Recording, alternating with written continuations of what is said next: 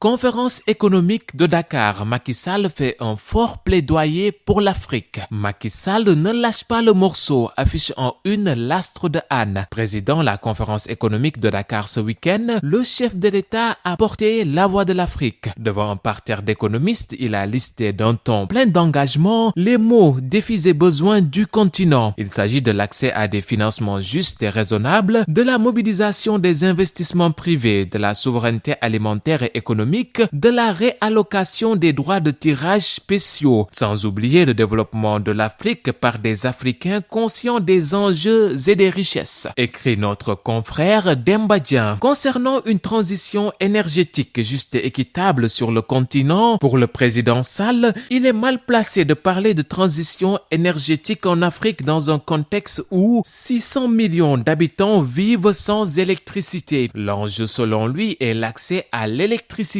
Nous disons oui pour une transition énergétique juste et équitable, a souligné Macky Sall. D'après lui, le Sénégal fait d'importants efforts dans l'utilisation des énergies propres. Aujourd'hui au Sénégal, je suis fier de dire que nous sommes à 31% d'énergie propre entre l'éolien, le solaire et l'hydroélectricité. Et notre ambition est de basculer tout le reste au gaz to power. Et nous pouvons faire plus si nous parvenons à des facilités dans le stockage car nous avons 365 jours de soleil, a déclaré le chef de l'État. Pour le président en exercice de l'Union africaine, les défis sur le continent sont d'abord dans la pacification des foyers de tension. Car estime-t-il, rien n'est possible sans la paix, la sécurité et la stabilité. Plusieurs propositions ont été passées en revue au cours de cette conférence, rapporte le quotidien national. L'une d'elles concerne la création d'une agence de notation panafricaine. Cette proposition mérite, selon Macky Sall, l'engagement de tous dans un contexte où 2 des 4 agences de notation financière existantes ont été rachetées. Article à lire aux pages 6 et 7 du quotidien Le Soleil. Élections législatives, validation ou rejet de la liste de Yewwi Askan Wi à Dakar, le contrôle juridique démarre ce lundi. Jour de danger pour Yewwi Askan Wi, titre Le Vrai Journal. Passer le contrôle du parrainage par la direction générale des élections, c'est l'entrée en action du contrôle juridique. Sous ce registre, la question que tout le monde se pose est de savoir si la liste de Yewwi Askan Wi à Dakar sera validée ou tout simplement rejetée. Jour de danger donc pour Barthélémy Diaz, tête de liste de la principale coalition de l'opposition à Dakar, écrit notre confrère Abdoulaye Mbow à la page 4 du quotidien. Une solution est possible sur la polémique sur les listes de Yewwi Askan Wi à Dakar et Benno Bokk Yakaar, renseigne le quotidien L'Info, d'où son titre Valdiodio Ndiaye donne la solution. Rien n'est encore perdu, aussi bien pour la liste de Yewwi Askan Wi à Dakar que celle de Benno Bokk Yakaar au niveau national. C'est la conviction de Valdiodio Ndiaye qui explique qu'à ce stade du processus, tout peut être corrigé et toutes les candidatures recevables. Il convoque en ce sens certaines dispositions du protocole de la CEDEAO sur les principes de gouvernance constitutionnelle et l'article 3 du protocole sur la démocratie et la bonne gouvernance qui peuvent servir de levier au ministère de l'Intérieur en rapport avec la Sénat pour restaurer l'intégrité du processus électoral en permettant les correctifs nécessaires avant le passage à l'étape de l'évaluation juridique des candidatures, peut-on lire dans les colonnes du quotidien L'Info. Le biétiste sucré-salé évoque la convoitise qui émane de ces élections législatives dans sa tasse au quotidien. Le président Abdoulaye Wade avait professé que c'est à l'heure du partage du butin que les grands bandits se déchiraient. Nos politiciens locaux ne sont pas des anges, mais ils ne sont pas des grands bandits pour cela. Écrit sucré-salé avant de poursuivre. Pourtant, le butin parlementaire vaut pour eux tous les reniements, même pour les novices. Mais la peau de l'ours était encore sur la bête quand certains la vendaient. Conséquence des coalitions qui ne le sont plus que de nom et des alliances parties en éclats. Le peuple souverain reconnaîtra les siens, conclut le biétiste.